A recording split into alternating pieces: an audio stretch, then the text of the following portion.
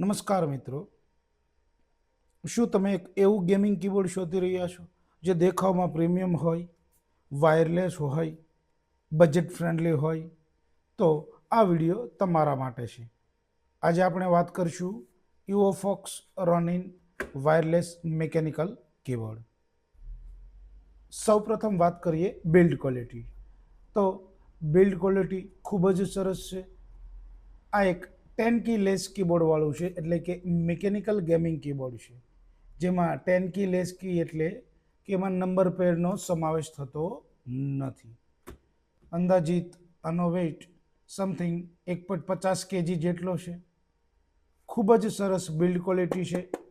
ABS plastic fibre વાપરેલું છે. Quality ખૂબ જ સરસ છે.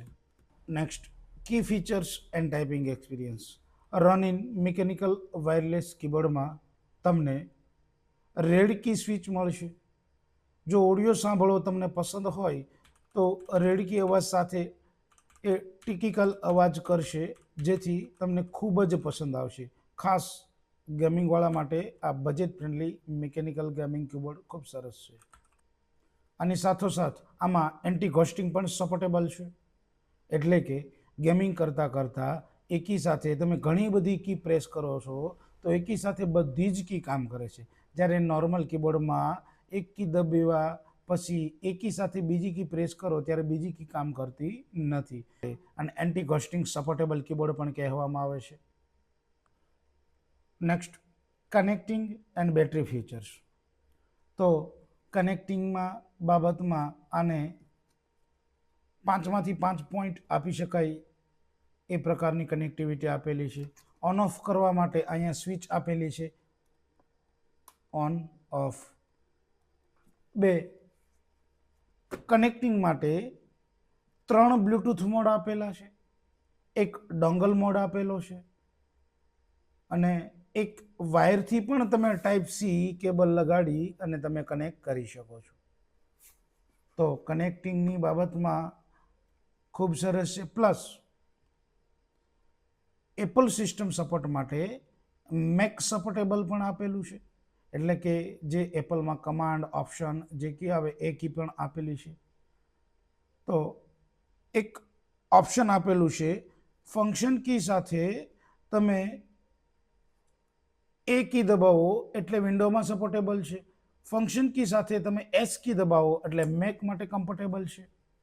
પ્લસ વોલ્યુમ માટે રાઉન્ડ વોલ્યુમ આપેલું છે, જે ખૂબ જોરદાર છે. જ્યારે બેટરીની વાત કરીએ તો સમથિંગ 8-9 મહિનાથી કીબોર્ડ હું યુઝ કરી રહ્યો છું. સોફ્ટવેર સપોર્ટ પણ મળે છે. બેટરીની બાબતમાં વન ટાઈમ ચાર્જ કર્યા પછી લગભગ 15થી 20 દિવસ મારું આરામથી કામ ચાલી શકે છે. મારો ડેઇલી યુઝ કમસે કમ 2-2.5 કલાક જેવો છે. તો 2-2.5 કલાક ડેઇલી વાપરવા પછી પણ 15થી 20 દિવસે હું આને એકવાર ચાર્જિંગ કરું છું. તો બેટરી બેકઅપ પણ ખૂબ જોરદાર છે. ખાસ ગેમર માટે ખૂબ જ મહત્વનું, આ કીબોર્ડની અંદર RGB માટે 15થી વધારે પણ મોડ આપેલા છે, જેમાં તમે તમારી મરજી મુજબ બ્રાઇટનેસ કંટ્રોલ કરી શકો છો. ફંક્શન કી સાથે તમે આ બધા જ મોડ ચેન્જ કરી શકો છો.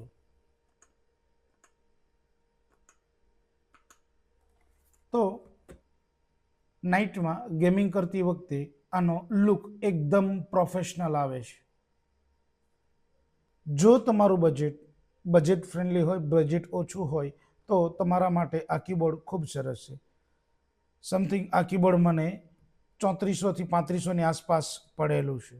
તો 3400થી 3500 આસપાસ આ કીબોર્ડ RGB છે, મિકેનિકલ છે, રેડ સ્વિચ કીબોર્ડ છે, વાયરલેસ છે, બ્લૂટૂથ મોડ પણ આપેલો છે. એકી સાથે તમે 4 સાથે કનેક્ટિંગ કરી અને યુઝ કરી શકો છો.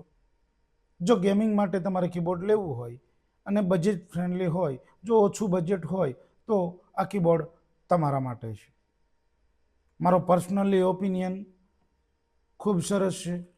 ટાઈપિંગ અને ગેમિંગ બંનેમાં ખૂબ સરસ એક્સપિરિયન્સ છે મારો. તો તમે લઈ શકો છો. બિલ્ડ ક્વોલિટી પણ જોરદાર છે, ABS ફાઇબર છે, બેટરી બેકઅપ પણ જોરદાર છે. કનેક્ટિંગની બાબતમાં પણ જોરદાર છે, ઘણા બધા ફીચર્સ આપેલા છે. તો પ્લસ સોફ્ટવેર સપોર્ટ પણ છે. ફાઇનલ વિચાર શું છે? શું તમારું બજેટ ઓછું છે? એ બજેટમાં વાયરલેસ કીબોર્ડ, મિકેનિકલ કીબોર્ડ જોઈએ છે? તો આ કીબોર્ડ તમારી માટે છે, EvoFox Ronin mechanical wireless keyboard. Thank you મિત્રો. લક્ષ્યાંક યુટ્યુબ ચેનલમાં આવવા બદલ આપ સૌનો ખૂબ ખૂબ આભાર. Thank you.